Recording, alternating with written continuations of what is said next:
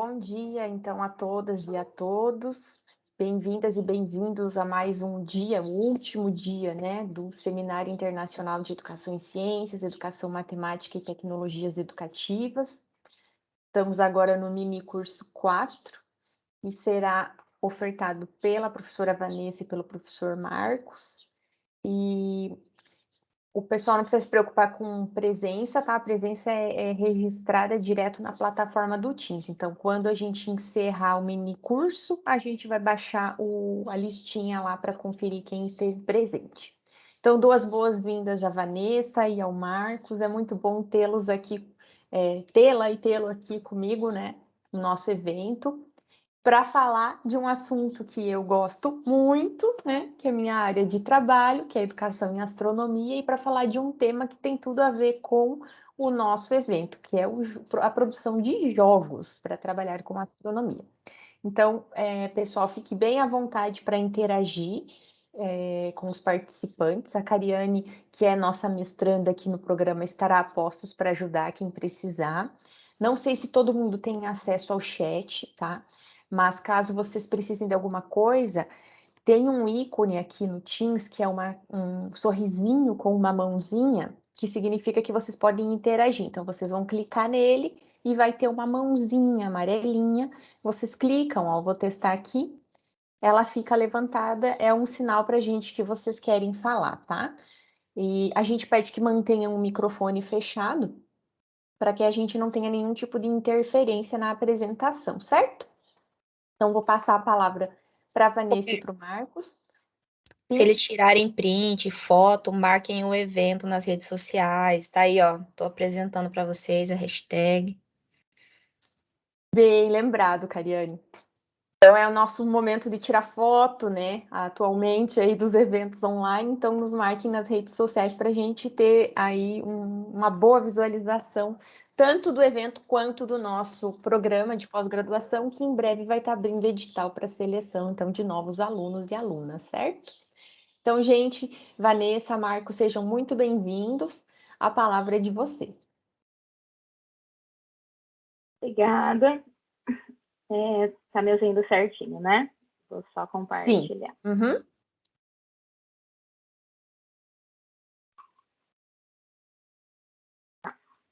Tá aparecendo tudo certinho, né? Certinho. Tá bom, então. Bom dia, então. Eu sou a Vanessa. Eu vou apresentar, então, para vocês o meu trabalho, né? Ele é um trabalho, né, que foi, na verdade, fruto do meu mestrado. Deixa eu só... Aqui. Então, eu sou mestre agora, né, em formação científica e educacional e tecnológica pela UTFPR, né, também sou professora dos anos iniciais, ali na rede municipal de Curitiba, e junto comigo está aqui o professor Marcos, ele é professor titular ali da UTFPR, né, formado em Física. Quer se apresentar, prof? Não, pode me apresentar, fica à vontade, Vanessa. Então tá bom. Então, ele é físico, astrônomo, tem um currículo aí extenso. Então, como eu disse, né, esse é fruto do meu mestrado, ele é mestrado profissional, e o mestrado profissional, ele exige que a gente crie, então, um produto, né, educacional para desenvolver aí, né, com os professores ou com os alunos. No caso, eu fiz um manual de criação de jogos para incentivar, então, os professores a criar jogos, né, para o ensino de astronomia mais para os anos iniciais, mas isso nada impede de se desenvolva jogos aí para o ensino fundamental 2 e ensino médio. Então, eu começo sempre falando um pouco do que são jogos, trazendo um pouco essa base. Eu trago duas perspectivas, uma de Piaget, né, que eu já vou falar em seguida, né, e uma de Huizinga. A Huizinga, ela é mais cultural, né, ela traz uma questão mais antropológica do jogo, e ele traz que o jogo, então, é uma atividade livre, então eu não posso exigir que alguém jogue, o jogador ele precisa realizar essa atividade de forma voluntária. É uma atividade não séria e exterior à vida habitual, capaz de absorver o jogador de maneira intensa e total, praticada dentro dos limites espaciais e temporais. Essa parte, ele também faz uma relação com o que ele chama de círculo mágico. Quando ele coloca que quando o jogador ele começa a jogar, o jogador ele entra numa espécie de círculo, dentro de uma espécie de bolha lúdica, onde ele sai daquela realidade e representa ela dentro do jogo. Então, ele sabe que ele está dentro daquele espaço, que dentro daquele espaço ele pode realizar várias, dependendo das regras do jogo, né, ações que ele não vai sofrer nenhuma consequência na vida cotidiana, tá? Então, a gente pode simular muitas coisas da realidade dentro do jogo. Então, para ele, né, o jogo tem que seguir então uma certa ordem e regras e promove também a formação de grupos sociais, né, a questão da socialização, né? E a outra perspectiva é a de Piaget, que ela é um pouquinho mais complexa, né? Porque Piaget ele já coloca que o jogo ele está dentro do ato da inteligência, ali naquela formação da inteligência do ser humano, né? Para ele existe um processo da aprendizagem, né? Em que o sujeito ele ao assimilar um conteúdo, um conhecimento novo e acomodar a ele, nesse processo está o jogo, tá? Esse processo de assimilar e acomodar num assunto novo. E ele traz também tipos de jogos. Diferente ali de Huizinga, ele já não coloca que os jogos são só aqueles de ordem e regra. Ele já coloca que o jogo começa lá desde a pequena infância, desde bebê.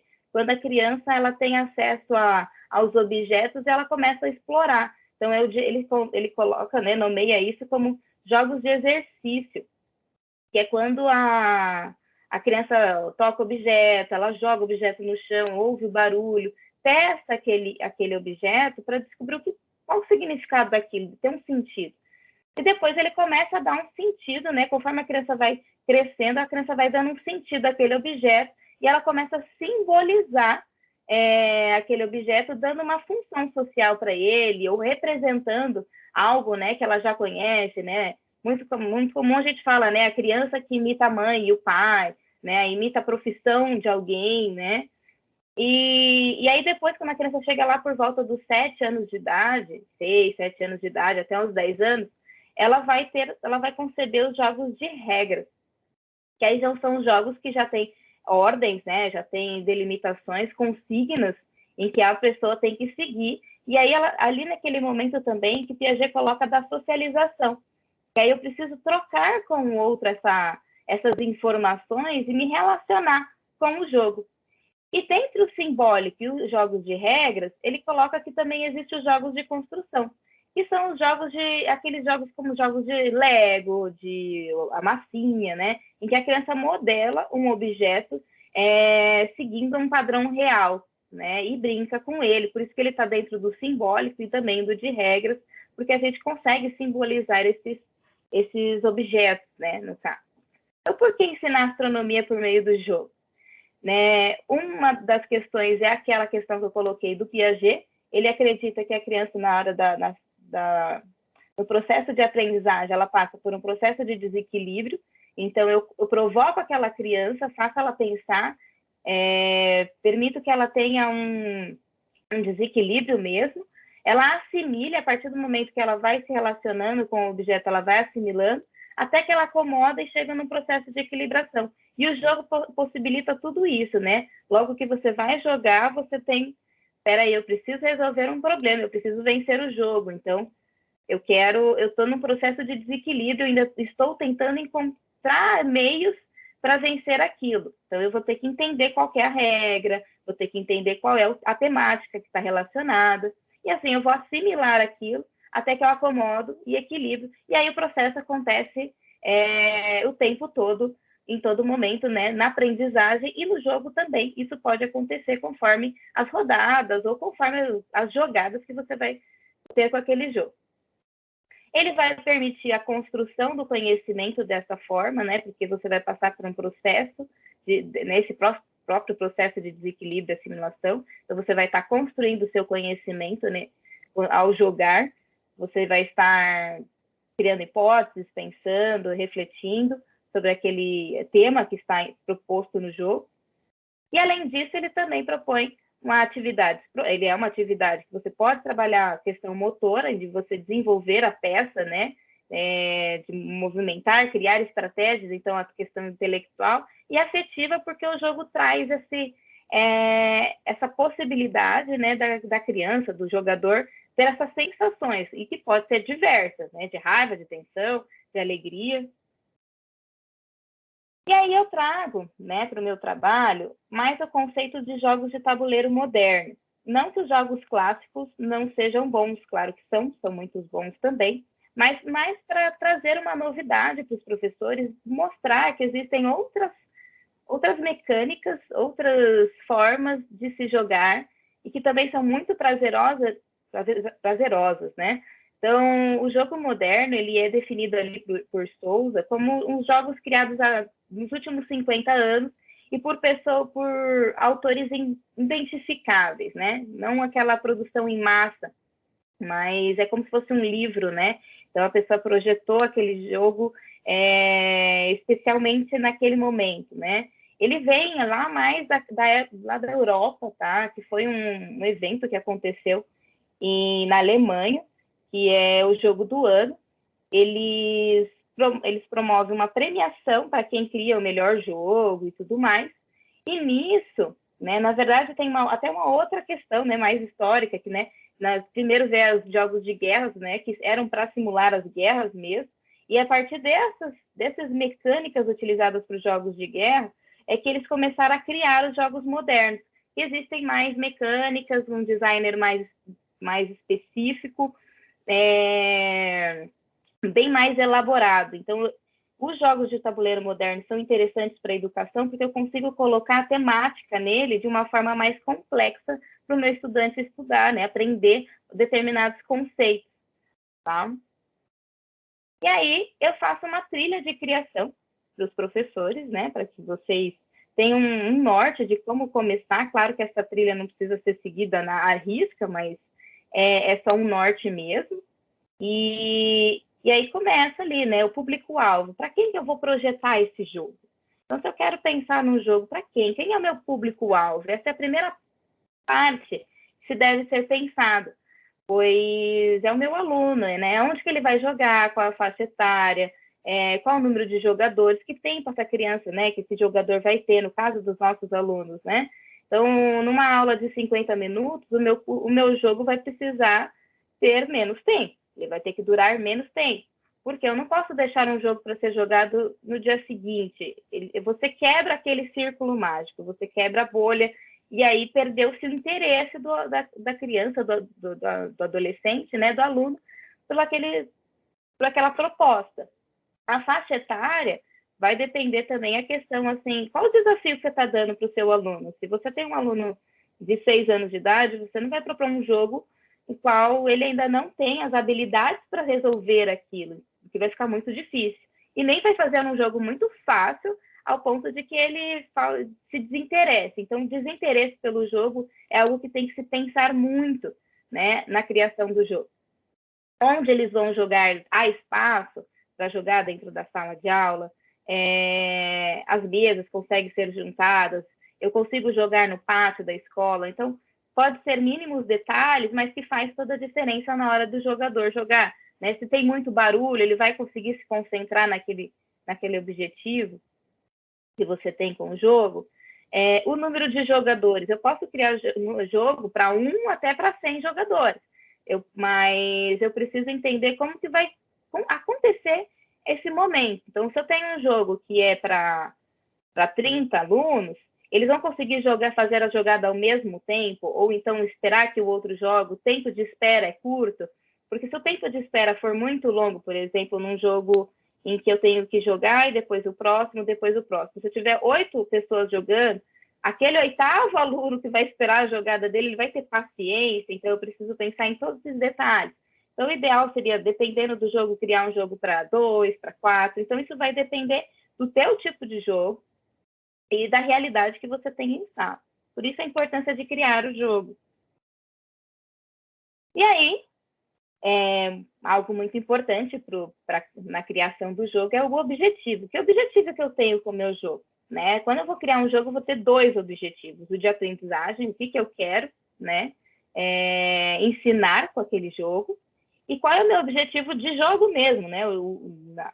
Qual vai ser as mecânicas que eu vou utilizar e como que o aluno vai jogar e vai ganhar esse jogo, né?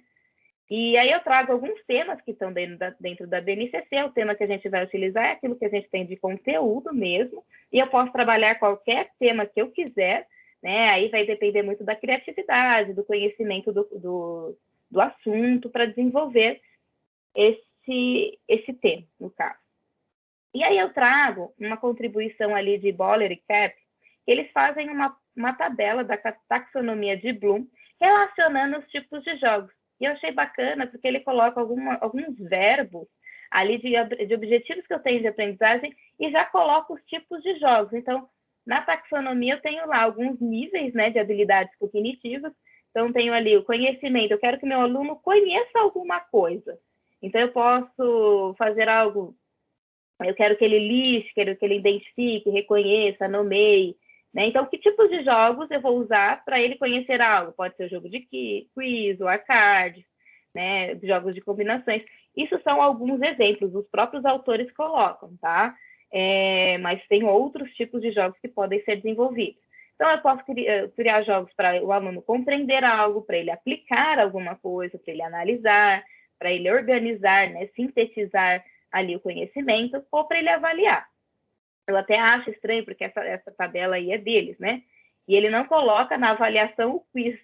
Mas o quiz, né, embora seja um jogo muito bacana, ele está muito presente na educação, a gente utiliza muito ele, né? Porém, com a vinda, né, dos jogos modernos, eu sugiro que a gente traga outras possibilidades além do quiz para desenvolver com os alunos, né? Porque o quiz, na minha concepção, ele necessita que o aluno tenha um conhecimento prévio. Então, às vezes, você quer trabalhar algo que você vai apresentar, então como é que você já vai avaliar esse conhecimento, né? Ele vai ficar ansioso, ou ele vai chutar a maioria das perguntas, né? Então, é bacana, também é divertido, também dá para se aprender, mas é uma questão a se pensar e refletir para que a gente também trabalhe outras formas de jogos, tá? E aí entra na parte da metodologia de jogos.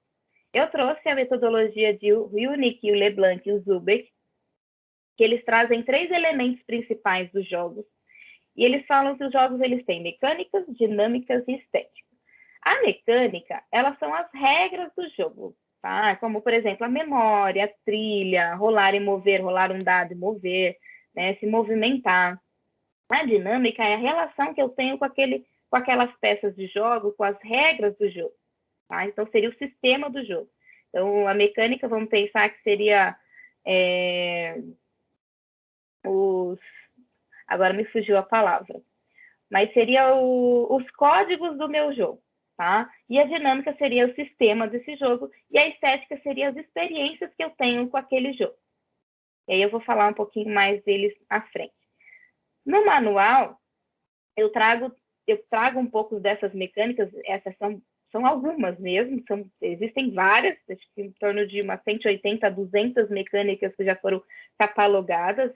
Essas mecânicas elas vão sendo catalogadas por designers de jogos, e eles vão colocando sempre no site do Board Game Geek ou no Ludopédia aqui no Brasil, tá?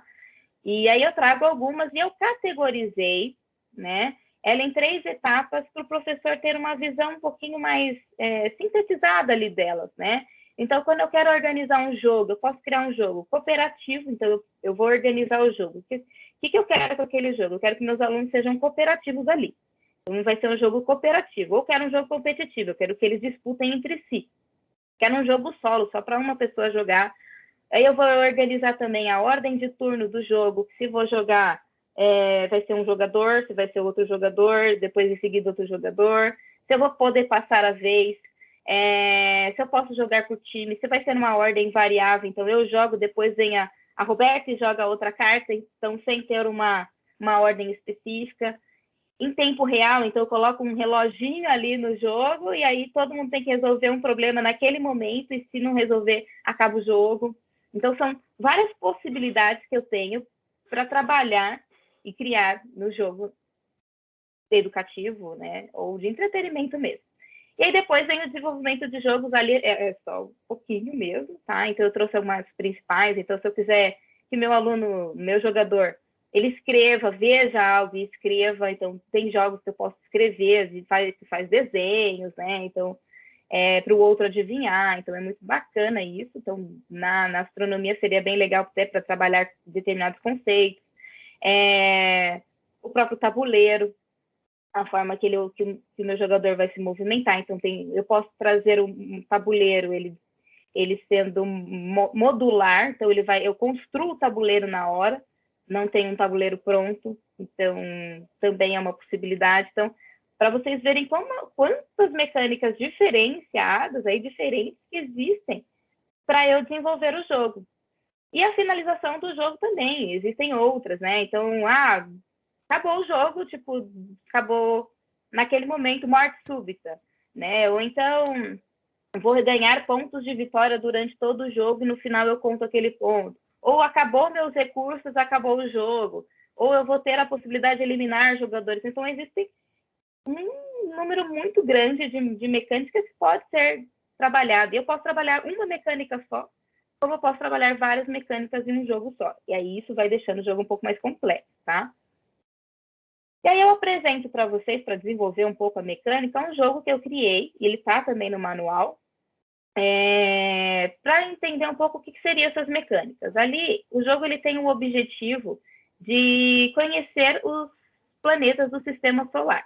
Então, as crianças elas precisam viajar da Terra, tá? Então, primeiro, né, eles vão pegar essa cartinha aqui da disposição planetária, vão olhar como estão dispostos os planetas, vão pegar os planetas que estão em formato 3D e vão dispor os planetas. Então, isso eu já tentei trazer os meus objetivos de aprendizagem. Então, eles vão ter um reconhecimento de padrão, que eles vão ver onde estão os planetas para colocar e encaixar no tabuleiro os planetinhas. E aí eles vão pegar as naves espaciais e vão colocar no planeta Terra. No que eles colocam no planeta Terra, é um jogo cooperativo, eles têm que ter um objetivo principal, no caso aqui está aparecendo a missão, é descobrir a temperatura de todos os planetas, sabendo qual que era a temperatura média da Terra. Então, já trago uma informação aqui. E depois eles têm um gerenciamento de recursos, e cada jogador vai ter uma quantidade de oxigênio e de combustível para jogar. O combustível ele é gasto a cada passo que o jogador dá, e o oxigênio é gasto a cada rodada de todos os jogadores. Então eles precisam gerenciar isso para não acabar, e se eles não voltarem para a Terra com todas as informações, eles acabam perdendo o jogo. E as cartinhas, né, que estão dispostas em formato de jogo da memória, tem 6 informações de cada planeta, né, e eles precisam achar a da temperatura, no caso, né, daquela jogada, daquela rodada de jogo. E então, eles têm que procurar. Se ele virou uma carta que não era de temperatura, ele acaba tendo que continuar indo naquele planeta até ele conseguir explorar aquele planeta e descobrir, tá? Então, essas são as mecânicas do jogo, o que eu tentei trazer, então, com os meus objetivos de aprendizagem, né? Tentando compreender a ordem dos planetas, conhecendo as informações, né, de outros planetas, gerenciar o próprio recurso mesmo também faz parte, né? Que eles ficaram bem agitados quando eu joguei com eles, pois eles falavam, professora, eu vou morrer, a gente não vai voltar para a Terra nunca, isso é muito difícil. E aí, da dinâmica, eu trago para vocês o jogo que em formato de vídeo, explicando para vocês. Deixa eu ver se eu consigo trazer a janela para vocês.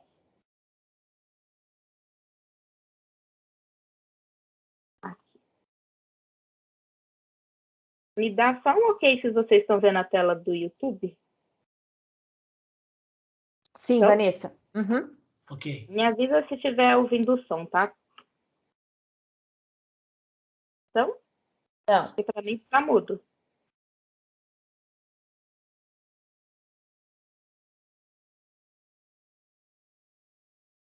Ele está mudo. Dá para ver a imagem. Tá mudo. Mas tudo bem. Eu não sei por que acontece isso no som, mas eu mando para vocês o link depois, para vocês verem com o som.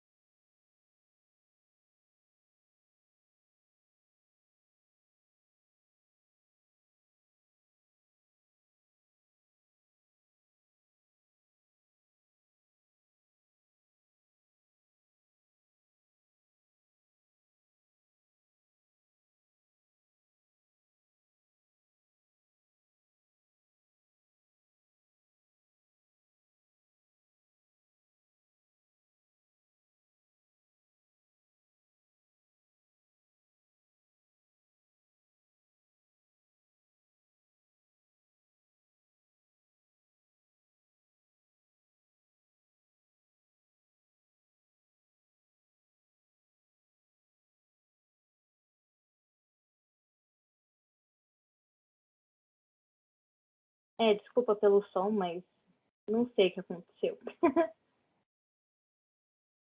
Não sei se o YouTube tirou o som dele.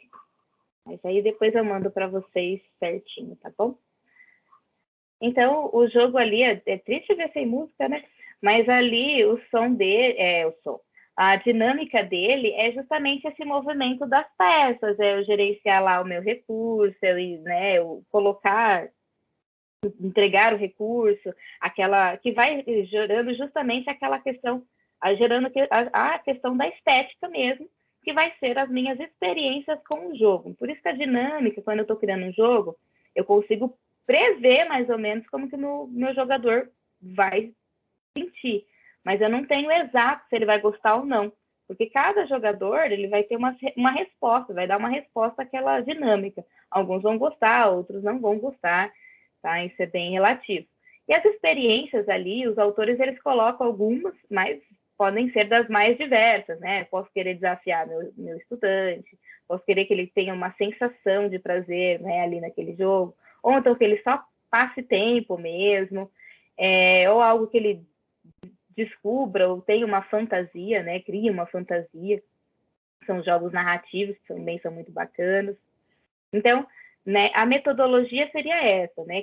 Ter as mecânicas, né? Das mecânicas gerar as dinâmicas e das dinâmicas gerar a estética, isso no ponto de vista do criador. Há uma outra metodologia que um autor brasileiro, Duarte, ele traz que isso está bem interligado, tá? Integrado em essas três. Eu concordo mais com ele, porque nós não somos designers de jogos, né? Então, a mesma forma que o jogador vê o jogo, nós também vemos, né? Então, mas independe, né? Se a gente vai fazer de forma linear ou de forma integrada, vai funcionar a criação do seu jogo. E aí eu trago, né, uma outra questão, que seria ali esboçar o jogo, né? Então, antes de você criar o jogo final, faz um esboço daquele jogo, né? Eu trago ali como foi criado o meu, pena que eu tirei poucas fotos.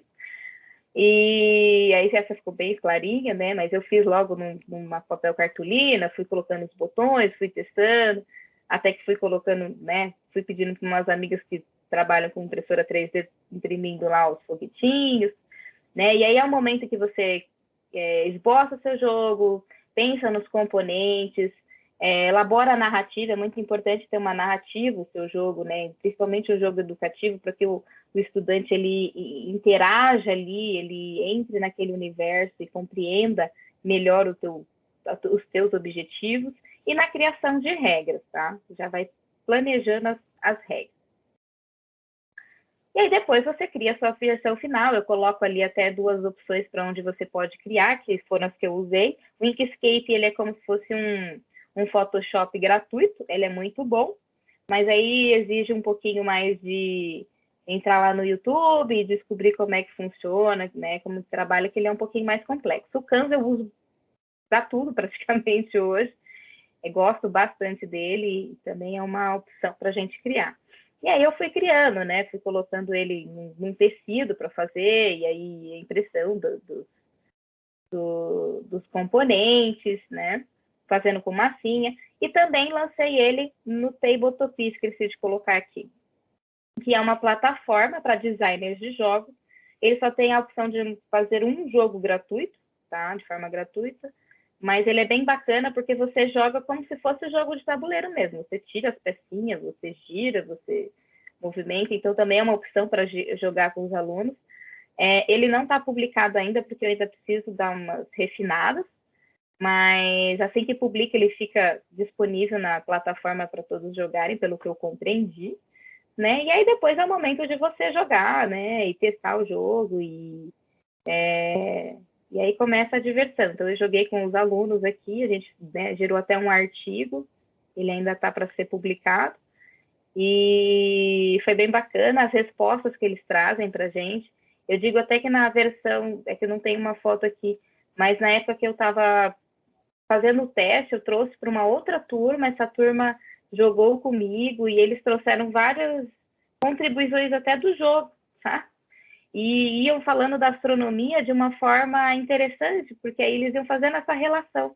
E aí eu penso que, né, nessa parte é a hora que o Piaget fala dos jogos de construção, né? Porque eu preciso ter bases, eu preciso ter conhecimento para criar um jogo.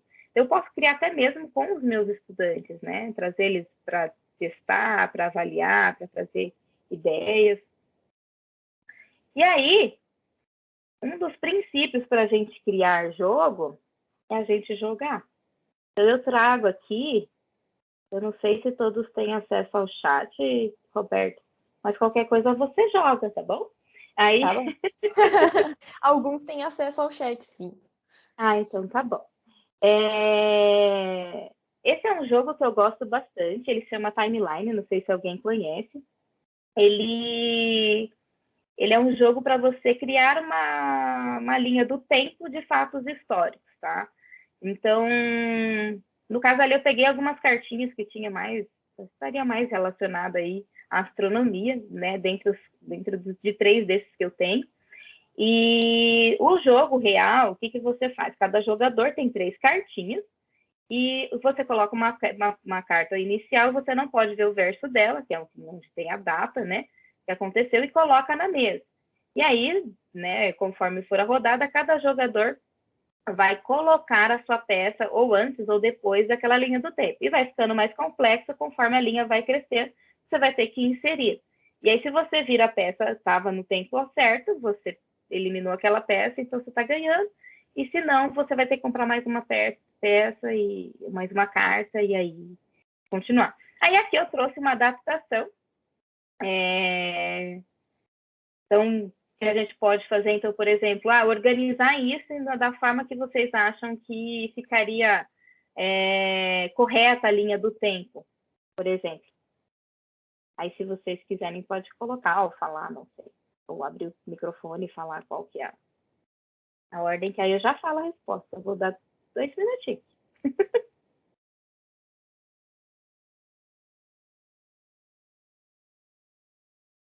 O pessoal pode falar, gente, qual que vocês acham que seria o início, é isso, né, Vanessa? Qual dessas Isso. cartinhas seria a primeira? Podem falar, eu não vou falar. Eu coloquei alguns símbolos ali embaixo, e aí vocês podem colocar ele, qual seria a formação desses símbolos. Tá. Vamos lá, galera, hora de interagir.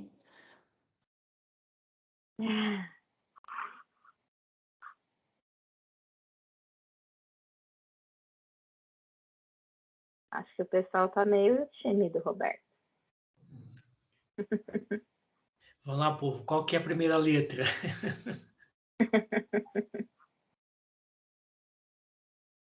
Acho que eles estão tímidos. Quer tentar, Roberto? Aqui, ó, Aline. Vou chamar meus alunos aqui que eu tô vendo. Maria Clara. Vamos lá, vamos gente. fazer dos alunos, né? Vamos chamar ele. Vamos lá. Só abrir o microfone e falar qual das letras aqui vocês acham que é a primeira. Os que eu não chamei podem falar também. São tímidos.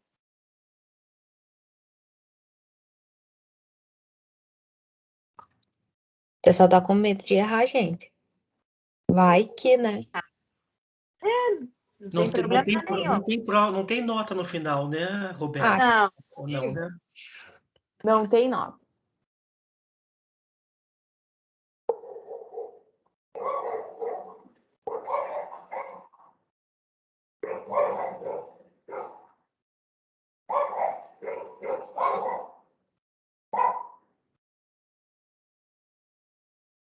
Vamos lá, então, Vanessa. Vamos lá. Vai, Roberta, vamos brincar. O dinossaurinho. Vamos pôr o dinossaurinho. Isso. Acertou. Depois a letra 5. A letra 5? Então tá. Então, o 5. O que mais? Eu já sei a resposta, gente.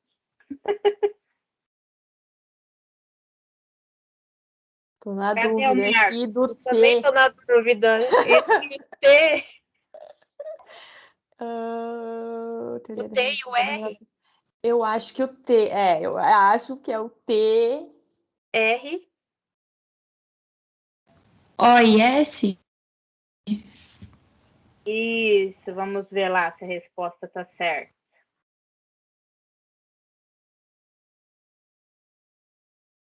Isso. Então, aí, na casa aqui, eu tinha formado a palavra afro, que não tinha, dava para colocar 2 S, então eu sim. Tá? Então, essa é uma possibilidade, é um jogo simples, é uma mecânica muito simples, né? Mas você não precisa fazer com que a criança decore os eventos, né? Mas você cria uma linha do tempo de quando aquilo foi formado e pode discutir com o aluno a importância de uma ciência, né, descoberta antes e como foi a formação histórica disso, né?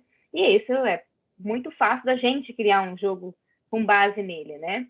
E aí um outro jogo, mas eu vejo que todo mundo está meio tímido hoje, tudo bem, a gente sabe disso, é o jogo White Stories, né? Na verdade, o original dele é o Black Stories, com histórias bem macabras.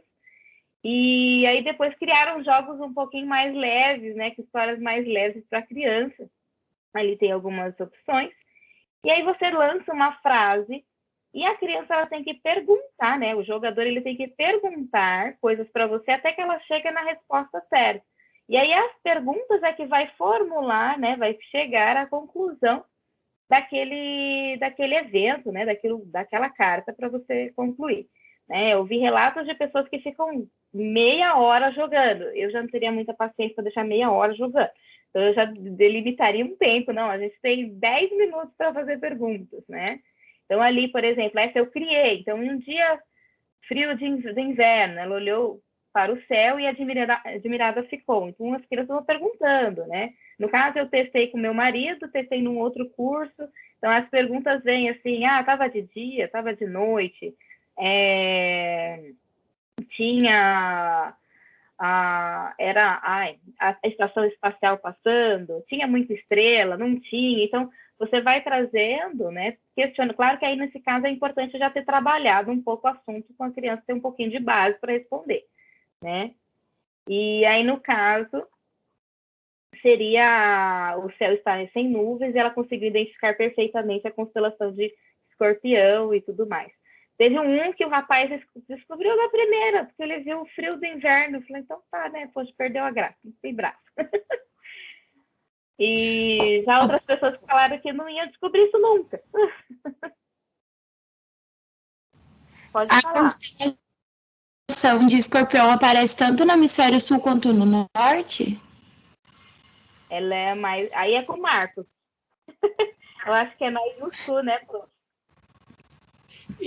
Depende do local que você se encontra do hemisfério norte, dá para ver. Né?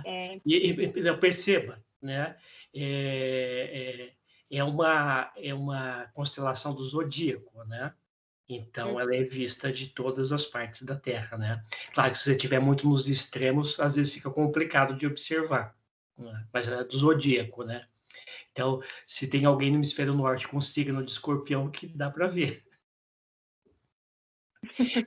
Desculpe o trocadilho com astrologia. Algumas pessoas podem ter horror ali, né? No caso, daí no período de inverno, seria essa pessoa estaria no hemisfério sul. Sim, porque No inverno ela que marca para nós o inverno. É isso, né? No sul. Isso é uma questão interessante, né? A gente tem que levar em conta o movimento anual da Terra, e algumas constelações vão ser visíveis à noite, né? E em determinados momentos do ano, essa constelação, ela está, na verdade, entre aspas, tá de dia, então você não teria visualização dela, né? A constelação é uma questão de se ela aparece à noite ou de dia, né? E se for de dia, daí a visualização não é possível, né? Sim. Obrigada. Uhum. Então, essa é mais uma opção de jogo. Então, é muito importante que a gente jogue para criar jogos, tá? As mecânicas, vocês conseguem ter acesso a ela nos sites que eu comentei com vocês, mas ela não... Vai ser mais difícil, né, de ler, né, tudo aquilo, né? Tipo, eu vou usar essa. Então, é importante que jogue, você tenha a experiência do jogo, ver qual mecânica que você gosta mais, para você colocar no jogo dos seus alunos. E aí tem alguns exercícios, né, que você pode fazer, realizar com os seus alunos, né? Então, mudar a regra de um jogo, identificar as mecânicas, as dinâmicas e a estética de um jogo, mudar o tema, transformar um jogo lá competitivo em um jogo cooperativo, tá? Então, algumas possibilidades aí para a gente desenvolver a nossa própria criatividade para produzir esses jogos. E aí, ali tem um link, eu vou tentar achar ele, na verdade, eu esqueci de pegar ele, para mandar para vocês no chat.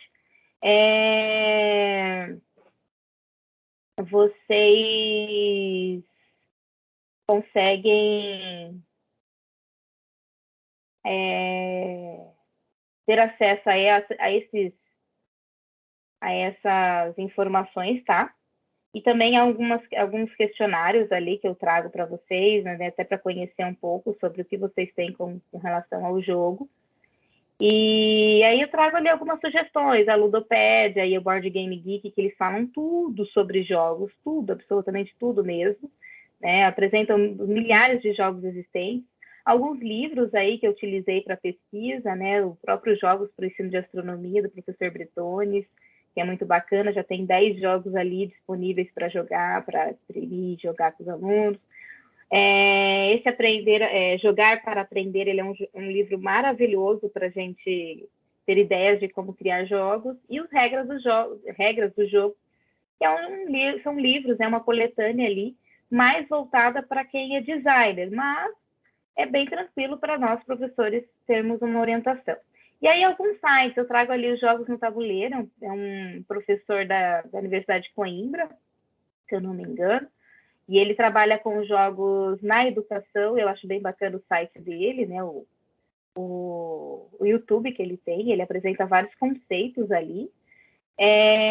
Um outro da Kathleen Mercury, ela é uma professora de design, ela trabalha com criação de jogos com os alunos, e é bem legal o material que ela traz de recurso para a gente criar jogos, sabe? Ela traz até alguns protótipos dos alunos, feito com papel mesmo, desenhado, é a coisa mais linda.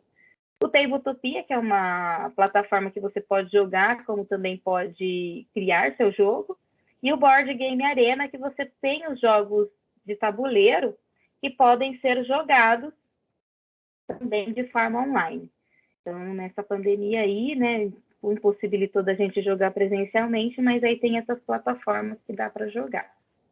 E aí também é muito comum hoje, né, jogar tem restaurantes, né? Restaurantes, barzinhos que tem jogos que você pode ir, né? Consumir no local, e aí pede para jogar com seus colegas. É bem legal, já fui, é uma experiência bem, bem bacana.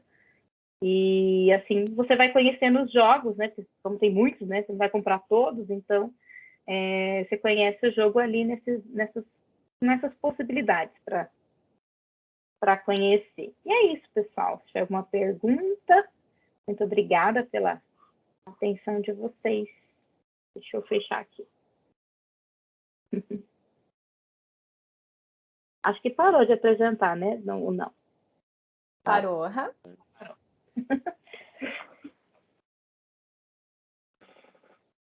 Muito obrigada, Vanessa. É sempre muito legal ouvir, né? Eu já ouvi você falando sobre os jogos, mas é sempre muito legal porque eu sempre anoto coisas diferentes aqui de ideias, inclusive abri umas páginas aqui com jogos que eu vi no slide seu que eu não conhecia já para ver eles mas uma coisa que eu achei importante que você falou é que a gente precisa jogar para poder criar um jogo. Por que Sim. você acha isso? Porque é como que nem na questão da mecânica que eu disse ali, da metodologia, né? Quando você joga, você sente a experiência do jogo, né? Então, por isso que eu falei, né, que aí os autores lá, né, que eu coloquei em questão, eles colocam que o criador de jogo, ele vai começar pela mecânica, pela dinâmica e a estética. Aí eu falei, mas como assim um professor? O professor não é um design de jogos, e ele não tem um design de jogos, ele conhece jogos antes de...